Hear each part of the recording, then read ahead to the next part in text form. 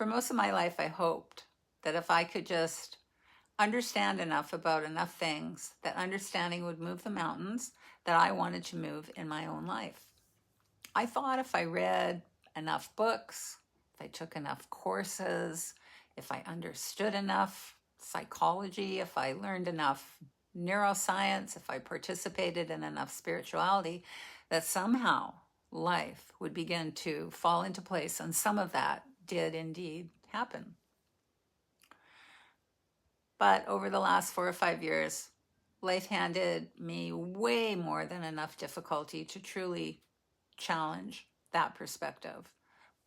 There was trauma, grief, extreme health challenges, loss, betrayal, estrangements, a house fire, the death of a loved one. And in the midst of all that, I discovered I didn't really have an information problem. I had a capacity problem.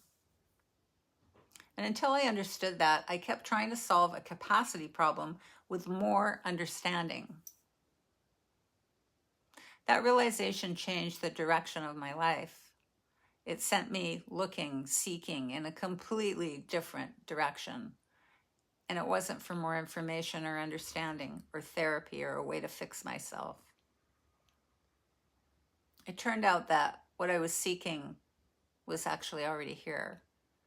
It was a little something called capacity.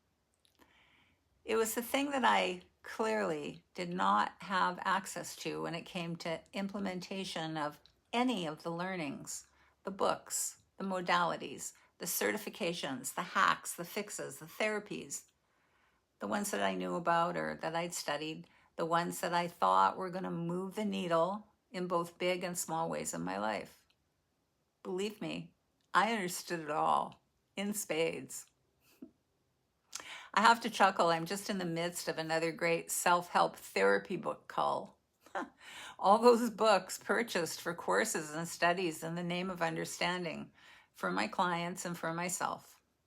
So where does it come from, this thing called capacity? I have asked this question before in these videos that I share with you all. And like all great questions, the answer is quite simple, although not always that easy to navigate or to keep in place once we get it figured out. Whether we find we struggle to finish our doctoral dissertation or keep our promises to ourselves when it comes to going to the gym, to eating healthy, to living with fidelity, to not losing one's temper, to being on time. Here's a metaphor that might help. You all know that I'm a painter, amongst other things. Well, I did the same thing with painting. What I noticed with painting was that I could study color theory or composition or value, hard edges, soft edges, lost edges, brush strokes, different paints and mediums, different surfaces. I could fill shelves with books, watch hundreds of videos, take classes. Let's face it, they're everywhere these days. I could understand every one of those things. I could understand every one of those ideas and still not really know them. Because the deeper knowing, the capital K-N-O-W knowing, lives somewhere outside of the thinking mind. It lies outside of the conceptual framework that is so very much the territory of the thinking and emotive mind. Deep capital K knowing arrives when the brush hits the canvas, when the paint's mixed, when one value is placed next to another and it works or it doesn't.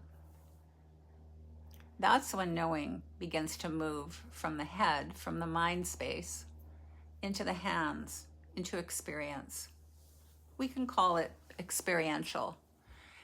And once again, I really have to say, all the trainings and the understandings, they matter.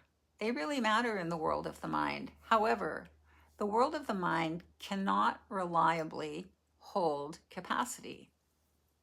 Meaningful action becomes possible when capacity is available, and capacity resides in conscious awareness. A little more on this. Many of us have spent years believing that enough understanding will finally allow us to actually live differently. I'd been looking for capacity in my thinking, and capacity was never there. Capacity had been here all along, but not in cognition, not in the thinking mind. It's impossible to think your way into it. I was orienting in the wrong direction, asking a question that was essentially unanswerable in the world of thought, not in any practical way anyway.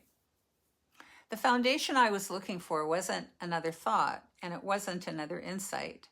It wasn't another book, and it wasn't another course. It was conscious awareness, a direct experience where capacity has been all along. The question isn't how to create capacity. The question is where we're orienting ourselves from. When I orient first to conscious awareness, capacity is naturally available. We won't find it in the thinking mind. And when capacity is available, meaningful action becomes possible again. That's been one of the greatest discoveries of my own life.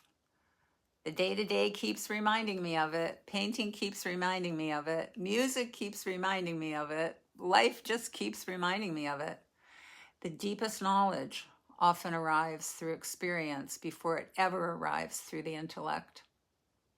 It's true in painting. It's true in relationships. It's true in grief. It's true in estrangement.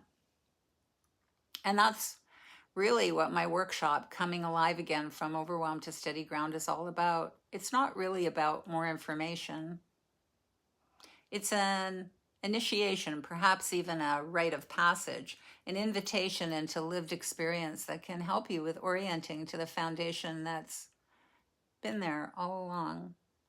Because maybe the question isn't, how do I think my way into capacity? Maybe the better question is, where have I been orienting all this time? There's still spots available in the workshop, Coming Alive Again from Overwhelm to Steady Ground. It takes place July the 25th. Links can be found above in the video description or in the comments section below this video.